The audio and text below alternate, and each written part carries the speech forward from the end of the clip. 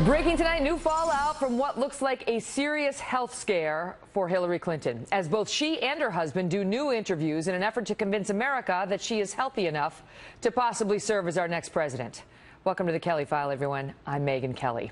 At this hour, Hillary Clinton was supposed to be attending a fundraiser in California.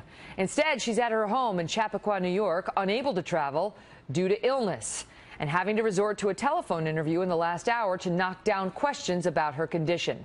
You may recall her campaign had insisted for days that her series of campaign trail coughing fits were nothing more than seasonal allergies.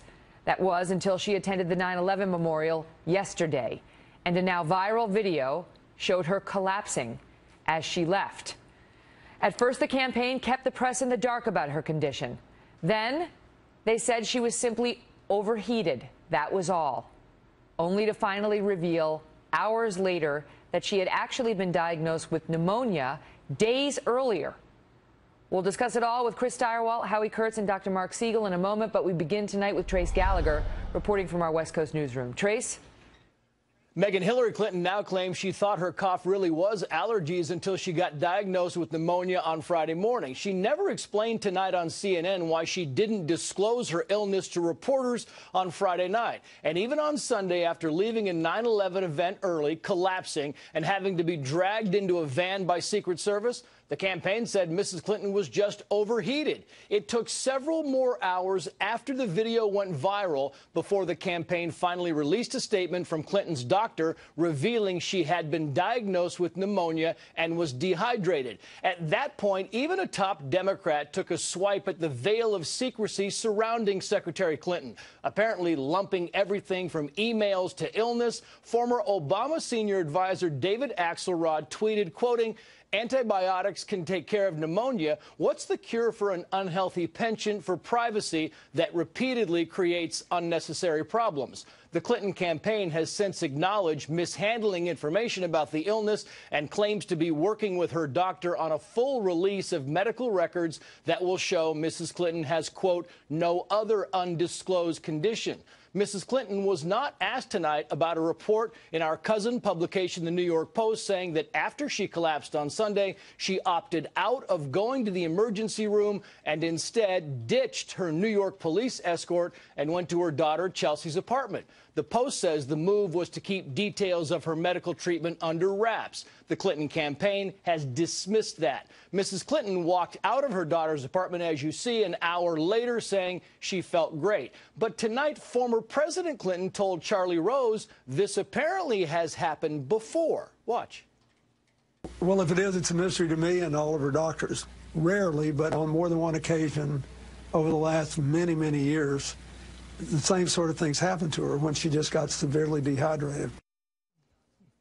Tonight, Hillary Clinton says it's only happened twice that she can recall. Clinton says she plans to take a few more days off the trail. Her husband will pinch hit for her in the meantime. Megyn. Trace, thank you. Again, both Mr. and Mrs. Clinton spoke about this in just the last couple of hours. You just heard some of that. We have more. But first, we want to bring in Chris Stirewalt, our Fox News digital politics editor, Howie Kurtz, host of Media Buzz on Fox News, and Dr. Mark Siegel, a Fox News medical correspondent and NYU professor of medicine. Great to see you all. All right, so first of all, the question of whether it's happened before or whether this is an isolated incident. She was asked about that moments ago. Here is how she described her own history with what we saw on video yesterday. Watch. How often has this happened? Oh, I think really only twice that I can recall. You know, it is something that has occurred a few times over the course of my life, and, you know, I'm aware of it. I don't know. You tell me, Stirewalt, whether that had the ring of truth. Man, there is a reason Clintonian is an adjective, and this is some Clintonian business that's going down here. Bill Clinton says, rarely, it's so legalistic, rarely, but on more than one occasion over many, many years, so that it's open enough so that it covers all of the bases. The bases are covered, counselor. there's wiggle room at the end. So you say, oh, I guess I forgot about that other time I passed out. I forgot about the other time I collapsed. So the Clintons are Clintoning in full Clinton fashion tonight. Right. It just raises more questions. It's like, if I ask you, seriously, to the viewers sitting at home, if I say to you, how many times have you fainted in the past 10 years? Would you have to be like, well, it's like, none. I have never fainted in the past 10 years. I have it at the ready. I mean, you tell me whether she answered more questions or created more, Howie. Well, it really created more based on the fact that it's now the #1 story in the campaign. You know, Megyn, I was anchoring yesterday when the news broke, and what was stunning was not that she has pneumonia. Lots of people get pneumonia, but the realization that Hillary Clinton and her campaign spent days blatantly misleading the press and the public about her health. Now, imagine an alternative universe where on Friday, before the shaky 9/11 video and all that, she put out a statement. You know, I've got pneumonia. I'm going to take it easy a few days. It's a grueling campaign out there. People would have felt sympathy for her. Instead, this mishandling is causing more damage than a mere infection. I can defend her on that. I think, okay, you know, you're running for president. You have a grueling schedule. You're tough. You get a diagnosis of pneumonia. Obviously, it wasn't, you know, a catastrophic diagnosis because she did do a lot on Friday. And you think, I don't need to disclose. There's a lot of people get pneumonia. Why do I have to run into? It's not like I got a cancer diagnosis, right? But when she collapsed and tried to get the press pool away from her, Steyerwalt, and then they tried to give us a bunch of baloney that she was just overheated, which was not true. That's when people said, there's more here. And if you are a person who is about 2/3 or close to 2/3 of the American electorate says is not honest and trustworthy, if you are that person and you are also a person with a history of health problems, including some serious ones, what is the dadgum only thing that you should never make sure that you ever do? Lie about your health. Don't do it. Big mistake. Although her doctor says she is in excellent health, her doctor says this is pneumonia, and that she said tonight she needs to rest for 5 days and she's going to go back out there. Dr. Siegel, can I ask you about something else in this video? I'm not going to ask you to diagnose Hillary Clinton over the airwaves. I know you can't and you won't. But she did say tonight that she never lost consciousness. And I have to tell you, I'm not a medical professional, but that just doesn't look like it could be real based on this video. I mean, this doesn't look like dizziness. This looks like she went down, like she did lose consciousness. But what are your thoughts? Well, number one, Megyn, it is a video, but you're picking up something there, which is there seems to be a loss of muscle tone, and that happens when you're in the process of blacking out. All of these questions are raising more questions. We need to know. You know, she fell and hit her head back in 2012. After that, I'd like to see the neurological records. I would want to see the MRIs. The less information we have, the more we're going to be prone to speculating. Howie knows how that works in the media. If we don't have the facts, we speculate. We cannot make a diagnosis here, and no doctor should. But we've seen enough. By the way, pneumonia, Megyn, I don't think it's such a minor thing. You know, you're given a diagnosis. If I diagnose somebody with pneumonia on a Friday, and pneumonia is usually a diagnosis made by a chest X-ray. You see a blotch there. An elderly person, if they had a fever, you know, Bill Clinton says she's dehydrated. Well, wait a minute. People don't walk around dehydrated. So if you get dehydrated enough from an infection to the point where you may black out or you have a fever, why would she be going to a memorial service? This is all questions. Well, I have another question for you on that, Dr. Siegel. If she has pneumonia, I know you can get either viral or bacterial, right? But in either one, should you be at a crowded memorial event? Should you be shaking hands with a bunch of people? Should you be hugging a little girl? Should you be going to visit your daughter with her 2 babies? Absolutely not. And by the way, you can't always tell the difference between viral and bacterial pneumonia. That's probably why Dr. Bardak put her on antibiotics. If she's coughing, if she had something on an X-ray, if she had a fever, she gave her antibiotics just to make sure. You should be condemn her for being irresponsible, right, with the shaking of the hands. The question is whether we're being given the straight truth about what she's actually ailing from. Wait, I want to get this soundbite in about the transparency. This is how she's trying to spin it now to put it back on Trump. Can you listen? Watch. Donald Trump's doctor said he'd be the healthiest president in history. That's just not even serious. And I've released nearly 40 years of tax returns. He hasn't released one. This is a man with unknown numbers of partners and investors who says he's doing 120 foreign deals. The American people deserve to know what he's up to and what he is hiding. So if we weren't fast enough, you know, I've talked to my staff. We take responsibility for that. But the information is out there. You can't say the same thing about Donald Trump. Howie? You know, this carries uncomfortable echoes of the email scandal where information had to be dragged out over a period of months. And when a politician is cornered, they try to deflect. So rather than talk more about her own health problems and the fact that, you know, that the campaign was not straight, even on the day that it happened, ditching the press pool, she goes to Donald Trump's tax records. Now, Donald Trump should release his tax records. That's a separate issue. Even Hillary Clinton's liberal allies are having trouble defending her on this one. As we saw in that Axelrod tweet. Great to see you all. Thanks, guys. Thanks, Megan. You bet.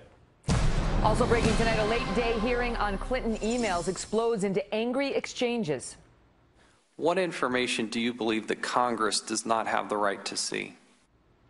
Judge Andrew Napolitano and Larry Sabato are next on a Clinton campaign taking fire from all sides.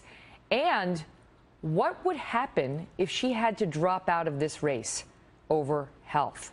Wait until you hear how that works next. Plus, Governor Chris Christie joins us to answer new charges that millions of Trump supporters are nothing more than a bunch of racist, sexist homophobes. Why not just say on Friday, as you said apparently to Senator Schumer on Sunday, you know, I have pneumonia, folks. I'm going to power through it. Why keep it a secret? Well, I just didn't think it was going to be that big a deal. You know, I know Chuck said today he didn't tell anybody. It's just the kind of thing that if it happens to you and you're a busy, active person, you keep moving forward. Breaking tonight, that was more from the phone interview Mrs. Clinton did last hour over on CNN as she recovers from some sort of health scare this weekend. So what if this thing is worse than they're letting on and she actually has to drop out? Joining me now, Fox News senior judicial analyst, Judge Andrew Napolitano, and the director of UVA's Center for Politics, Larry Sabato. Great to see you both. So this is actually reported by Cokie Roberts today, who said that for members of the Democratic Party, it has them very nervously beginning to whisper about her stepping aside and finding another candidate. Let me start with you on that, Judge. If they wanted to do that for some reason or needed to, who would decide who was going to be at the top of the Democratic ticket? The Democratic National Committee has all the power of the Democratic National Convention when the convention is not in session. So the 104 members of the DNC, the committee, by a simple majority vote, could remove her from the ticket and replace her. With anybody? With Tim Kaine? With Joe Biden? With anybody? Anybody who is a natural-born American and 35 years or older. Those are the only two requirements in the Constitution. Wow, that's fascinating. Now, this is all, you know, obviously we're ahead of our skis, but the point is, according to this reporting that Cokie Roberts offered on NPR, suggesting it's unlikely, of course, as well, but saying that this is being rumored. Larry, question for you. A lot of people, when they saw that yesterday, said, oh, she's done. She's done. You know, that it's over. Now she's come out with pneumonia. I'm fine. I'm back on the campaign trail in a couple days. What say you as to the long-term effect of all this? Probably nil. First of all, she's very likely to recover from everything that I've seen unless they're hiding something. Second of all, having worked as hard as she's worked to get the nomination, I don't think you're going to see any Clinton, particularly this Clinton, step aside. And the third thing, and this is very important, Megan, people in this election have overwhelmingly made their decisions. The percentage is very, very high. These two candidates have strong profiles. People feel very strongly, whichever one they've chosen, they're very unlikely to switch. But what about the independents? You know, that sort of group of independents in the middle. Are they not up for grabs? There are a very small number of independents that actually aren't leaning one way or the other. A lot of people claim to be independents, but they're actually what we call hidden partisans. And when you push them a little bit in polling, they very quickly identify with one candidate or the other. They just want attention. They just want people to keep coveting them and running after them and trying to get their vote. All right, so your prediction is this doesn't change the polls, and does it change your electoral map at all? It doesn't change anything as far as I can see. It doesn't change the map. If there's any reaction in the polls, Megan, I think it's going to disappear within a week or two, again, assuming she fully recovers, and that's what the people close to her are saying. Okay, now I want to shift gears and go to the judge, because something big happened on Capitol Hill this evening in a hearing at the House Oversight. They were cross-examining the FBI. Correct. About, you tell us, give us the overview before we play the soundbite. This is the House Governmental Oversight Committee, chaired by Congressman Jason Chaffetz, is furious that the FBI has released selected portions of its file about Mrs. Clinton.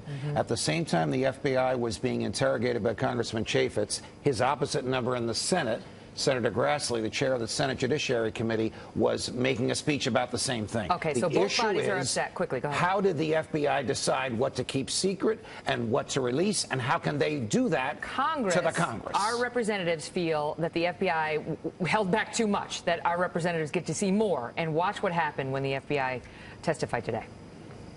Will the FBI provide to Congress the full file with no redactions of personal identifiable information? I cannot make that commitment sitting here today. Then I'm going to issue a subpoena, and I'm going to do it right now. So let's go. I've signed this subpoena. We want all the 302s, and we would like the full file. You can accept service on behalf of the FBI? Certainly. You are hereby served. This is dramatic and legally effective. The FBI, which rarely receives subpoenas, received one on national television. They will have to go to a federal judge now to argue why they shouldn't have to comply with that subpoena. They're going to have to give up a lot of information about who they talked to in the Hillary investigation that they didn't want to give up. Precisely. They can't tell the Congress what the Congress can read and not read. Fascinating. Judge, great to see you. Larry Sabato, you too. Thank you for being here. Pleasure. Also tonight, new fallout after a number of NFL players decide to protest the national anthem on 9/11. Plus, Hillary Clinton refers to millions of Trump supporters as, quote, racist, sexist, and homophobic. And that was just the warm-up. Governor Chris Christie has showed he's here. Emma Kelly filed to respond. Before outspoken New York Times columnist Maureen Dowd makes her very first Kelly File appearance with some wild stories showing why this election is unlike any other. Don't go away. Speaking to wealthy donors, Hillary Clinton called tens of millions of Americans deplorable. You could put half of Trump supporters into what I call the basket of deplorables. The racist, sexist, homophobic, xenophobic, Islamophobic, you name it. People like you, and you. Well, that was just part of a new ad just released today by the Trump campaign on what has become a hot issue. Hillary Clinton made remarks at a fundraiser this weekend that painted many Trump supporters as hateful. Watch. You know, to just be grossly generalistic, you could put half of Trump supporters into what I call the basket of deplorables. Right? The racist, sexist, homophobic, xenophobic, Islamophobic, you name it. And unfortunately, there are people like that. And he has lifted them up. We have a powerful lineup for you on the fallout for both campaigns tonight, including Governor Chris Christie with the word from Donald Trump's inner circle, and best-selling author and New York Times columnist Maureen Dowd on the fallout for Hillary. But first, we go to campaign Carl Cameron, who was at the site of an earlier Trump event in Asheville, North Carolina, with how this played out on the trail today. Carl? Well, very aggressively, obviously, Megyn. From the moment Hillary Clinton uttered her basket of deplorables line, the Trump campaign was getting ready to run ads, and now that ad blitz will go in the 4 most key states for Donald Trump: Florida, Ohio, Pennsylvania, and here in North Carolina. And it'll be a very aggressive multi-million-dollar buy. Trump is making the argument that Hillary Clinton is debasing and deriding the American public, American voters.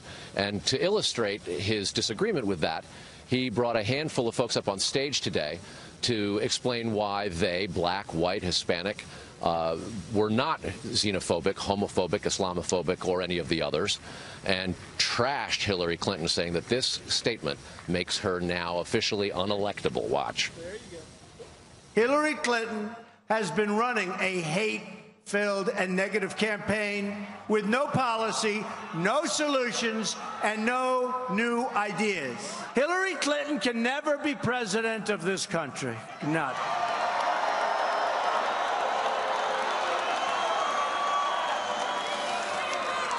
What she just said shows what a low opinion she has of the American people. We just can't let that happen, folks. It's provided an incredible opportunity for Donald Trump, a man whose campaign started out with him talking about a ban on Muslim visitors and immigrants coming to this country, who referred to illegal Mexican undocumented aliens as rapists and criminals. And now he's got the upper hand, accusing Hillary Clinton of being the hater, so much so that he's essentially ignoring her health issues, focusing only on this for the time being. He'll be in Philadelphia tomorrow. Another opportunity for him to go into the inner city and talk about issues for minorities and those who need more economic opportunity, and again contrast what was thought to be his disadvantage as an advantage over Hillary Clinton for her basket of deplorables line. Megan. Carl, thank you. Joining me now, Trump surrogate and New Jersey Governor Chris Christie. Governor, great to see you. Hey, good to see you, Megan. Do you find it ironic that she sat there and said that in front of a sign that read "Stronger Together"? The unifier? Yeah, her whole campaign has become very ironic. And this is the person who's supposed to be, according to Barack Obama, the single most qualified person ever to run for president of the United States. I'm sure that Thomas Jefferson and George Washington are really spinning in their grave at that one. Well, Trump says he's the most qualified. Well, and she has no plan. She has no plans, no substantive things that she's put forward. Now, she says she's going to bring the country together, yet she says that half of Donald Trump's supporters are deplorables and that they're all kinds of racist, xenophobic, all the rest of it. You heard all of it. The fact is that this is a campaign that is just trying to run out the clock. She's devoid of any ideas. And by the way, the worst part of that is she's an elitist. 25 years in Washington, D.C. from Hillary Clinton. She's a Washington, D.C. elitist who now believes anybody else is beneath her. You know, her people say she's not the elitist. She wasn't born with a silver spoon in her mouth like he was.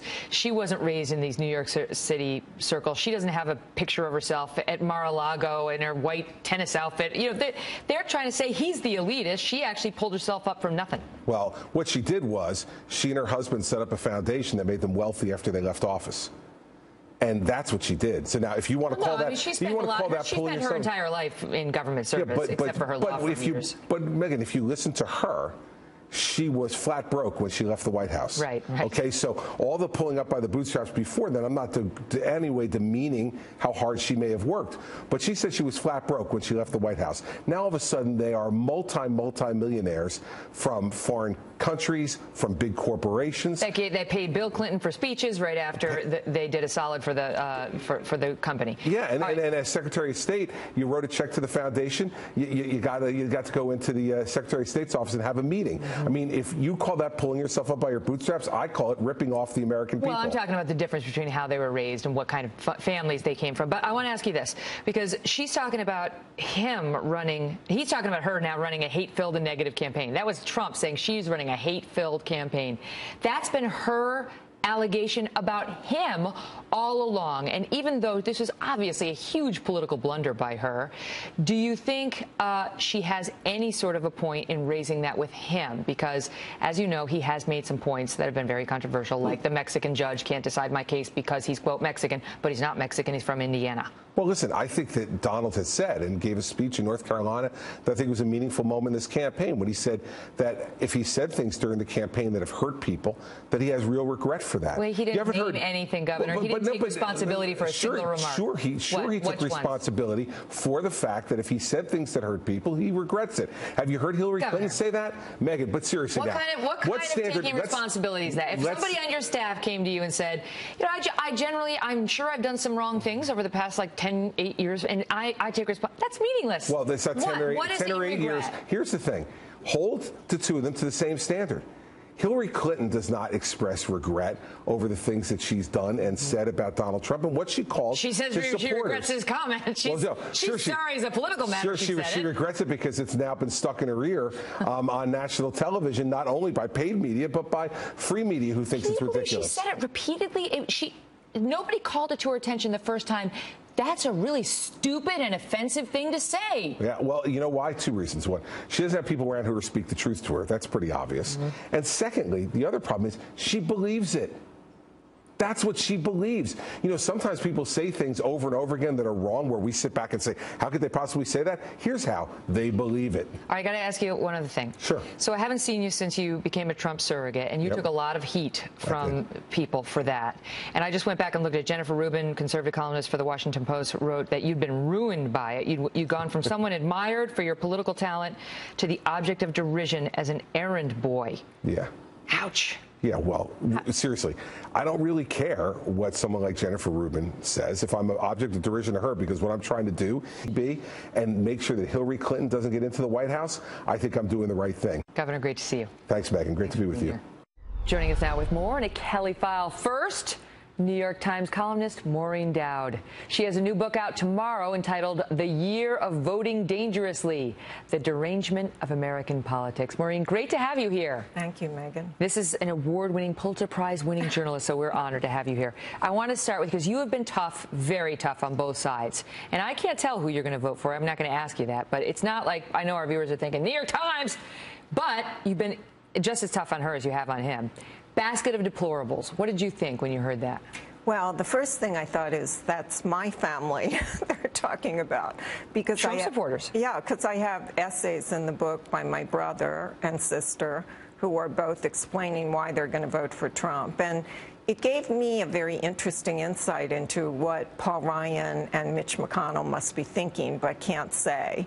You know, how your kind of average khaki-wearing, golf-playing country club guy like my brother is twisting and turning a little bit about voting for Trump because he really wants Hillary to be defeated. But on the other hand, after the Khan family mess, you know, he called me and he said, can I kill the essay? And I said, no, it's already gone to print. The Muslim family, the Gold Star Muslim family. You know how it is with Trump. Every day and every hour, they change their mind about whether they can support him. And my sister got off the bandwagon after Trump retweeted the unattractive picture of Heidi Cruz. And I told that to Trump. I said, you know, you lost my sister's vote. This is in the book. And he paused and he said, are you serious? And I said, yes. And he goes, well, you know, it wasn't that unattractive a picture. And I said, yes, it was. Why don't you just apologize for it? And he apologized. So that was an amazing. That was an amazing accomplishment. Yeah. And that, well, I remember that column because you mentioned me in there and my dust up with him, suggesting this is not helping you. Well, I think he also kind of came around and realized that was true of you, because the first time I interviewed him in this cycle, he asked me about the question you had asked him at the debate, and I said, it is absolutely legitimate. You are going to have to explain all of those misogynist comments about women, and, you know, you should have just answered her. And then when it continued, I said, there's no way, your numbers are dropping with women. There is no way you can take on this respected newswoman and expect to have women come around to you. And I think he thought about that too. Well, thank you for that. I was glad to put that mess behind us. But let's talk about her some more, because so much has happened just in the past couple of days. You've been studying the Clintons for a long time. Right. This business with her health. Right. They want us to give them pneumonia, that they knew that since Friday, that half the team has pneumonia. Have they earned it? Have they earned the benefit of the doubt, the Clintons? No, and, you know, I agree with David Axelrod, who said it isn't about the health, it's about the stealth. The health issue this week is a perfect microcosm of why she has problems. And, you know, I started covering her in '92 when she first came on the scene, just as I did Trump in '99. And that's why I thought, you know, I could give some context to this. And this is the exact same pattern she follows every time, where Trump has his wall and she has her wall of defensiveness and secretiveness and just pushing back. The press can't know anything. And each time it gets worse, because that spirals into a snowball. And the press and her foes get into a frenzy. And then the whole thing is so much worse when it starts out as relatively mundane. Yeah, and what I love about you, some people have criticized Maureen Dowd for being too focused on the person and not enough on the policy in her columns. That's what I love. Right. Because we can get the policy anywhere. I like the introspection that you can offer on any given person. I mean, you force us to sort of get into their psyche. And here's just one line, right, from an excerpt from the book, talking about this is the most epic battle of the sexes between Trump and Clinton. The former First Lady and first woman ever to run for president as the nominee of a major party is going up against a thrice-married Rat Pack reality TV star who still calls women sweetheart and rates their racks. That's just in the introduction. This is my kind of book. It's called The Year of Voting Dangerously, and it's got a great cover, too. But it's stories that help you get to know the candidates in a way that's not going to bore you to death. In fact, it's actually really entertaining, and I appreciate you writing it and for being here, too, on the Kelly File Morning. Thanks, Megan. Good luck with it. Thank you. So it's not introspection when you're offering it about somebody else, but you get my meaning. I get nervous when I'm talking to a Pulitzer Prize winner. It's like, crap, I don't think I'm saying the right words. And I wasn't. Coming up, while some NFL players decided to protest the national anthem on 9/11 of all days, a couple of players in New York went another way. Yesterday marked the 15th year mark since the September 11th attacks. On the same day millions of Americans gathered to remember that tragic day, there was more drama in the NFL, as some players took the field in protest, while others had a very different response. Trace Gallagher has the story in our West Coast newsroom. Trace?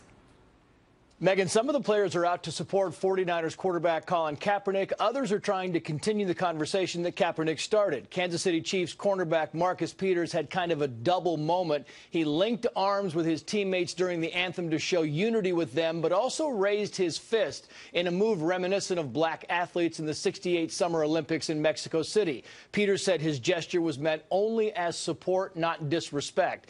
The initial plan for the Seattle Seahawks was the entire team was to kneel during the national anthem, but players close to the military vetoed the idea, and the team decided to link arms instead, saying the move was meant to honor those who have fought for freedom. NFL Commissioner Roger Goodell says he supports the players' right to demonstrate, but says the NFL believes in patriotism, as long as it does not violate the league's uniform policy. Avery Williamson of the Tennessee Titans and Victor Cruz and Odell Beckham of the New York Giants all chose to wear cleats that featured messages of respect to those who died on 9/11. All three expect to be fined about $6,000 for the gesture. New York and New Jersey police associations will pay Williamson's fine, and we believe Beckham and Cruz could see their fines covered as well. Megan. How about that? Trace, thank you. Up next, a special anniversary. 50 years. Can you tell me what it is? We'll be right back. 50 years since the premiere of the show, The Monkees. Yes. Used to love those reruns. And don't forget to tune in tomorrow night as Ivanka Trump joins me right here on the Kelly File for the very first time. Looking forward to that. Yay, see you tomorrow, 9 o'clock.